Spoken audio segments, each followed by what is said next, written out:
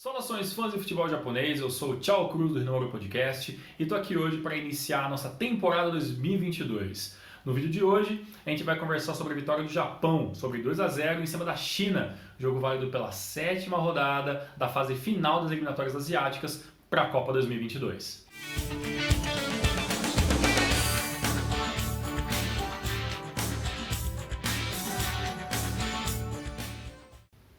A vitória de hoje era de suma importância. Com ela, o Japão consegue se manter na segunda colocação do grupo B e a gente pressiona um pouco o líder Arábia Saudita. Nosso próximo adversário, que vai ser um jogo muito difícil, que pode resolver muita coisa dentro desse grupo. Mas quem era o adversário do Japão no jogo de hoje? Infelizmente, não era a seleção chinesa. O futebol chinês, que vive um momento muito ruim, acaba refletindo muito disso dentro da sua própria seleção.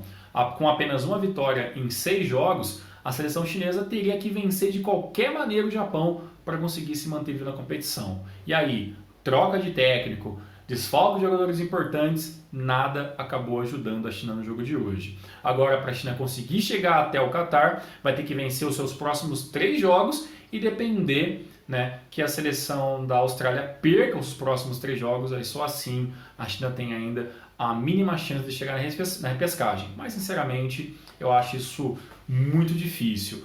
O real adversário do Japão no jogo de hoje é a desconfiança do técnico Hajime Moriyasu, já que independentemente como o treinador convoca ou como ele escala a seleção, o seu trabalho é muito questionado e dificilmente ele vai conseguir muitos aplausos da mídia japonesa ou dos seus torcedores. Dentro de campo, o Japão jogou com a China como quis. Um 4-3-3 muito ofensivo, ali com Minamino, Junya Ito, na frente o Osako e atrás uma linha de 3 que ajudou muito nessa marcação e pressionar também, ali com Morita, com o Tanaka e com o Ataru Endo.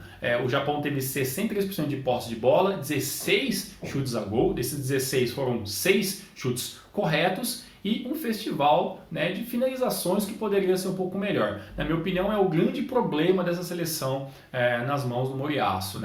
Ela até cria bem, mas sempre falta aquele último passo um pouquinho mais refinado para dar um pouco mais de possibilidade de Japão matar logo o seu jogo, já que fez o primeiro gol aos 13 minutos, com um pênalti convertido pelo Osako, e o segundo gol acabou saindo apenas ali na casa dos 15, 16 minutos, com o Junya Ito na segunda etapa. O jogo contra a seleção da Arábia Saudita tende a não ser tão fácil assim, até porque o primeiro jogo o Japão acabou perdendo. A seleção da Saudita é muito mais compacta, tem um físico um pouquinho melhor do que a seleção chinesa e tem jogadores que sabem finalizar muito bem. Mas eu até trouxe alguns dados aqui que chegam a ser interessantes que eu posso passar daqui a pouco. Mas antes disso, uma coisa que eu não posso deixar de falar é que, independentemente como o Japão jogue, o Moriyasu já deixou bem claro que esse Japão ofensivo é a cara dele. Já que no segundo tempo entrou Daisen Maeda, entrou Takefusa Kubo, Hitsu Doa, que volta de lesão, e todos esses jogadores auxiliam muito que o Japão continue sempre pressionando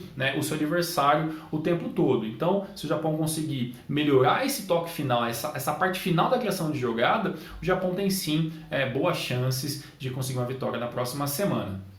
Uma coisa que eu estava vendo que eu achei bem interessante é que a gente tem essa visão que a seleção da Arábia Saudita é muito superior na questão de finalizações e tudo mais. Eu fui até fazer alguns cálculos aqui e vi que não é exatamente muito bem assim.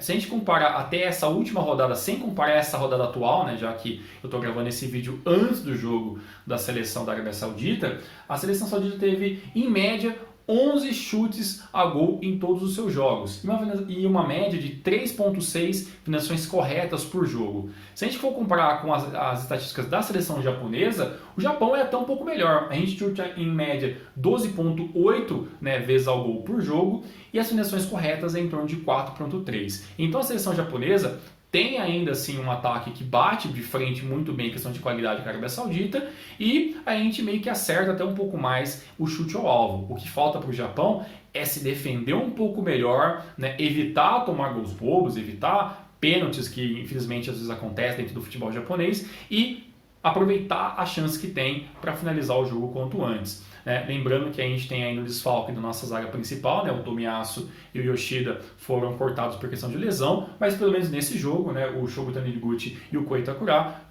mostraram que podem se defender muito bem ali. O sistema defensivo do Japão trabalhou muito bem, não teve muitas dificuldades contra a China, mas mostrou sim qualidade e é sim mais do que o suficiente para conseguir pelo menos um empate, que é, digamos, o resultado mínimo. Mas é claro que se o Japão vencer a seleção da Arábia Saudita na próxima terça-feira, é um passo muito grande para cravar definitivamente a sua vaga para o Qatar 2022.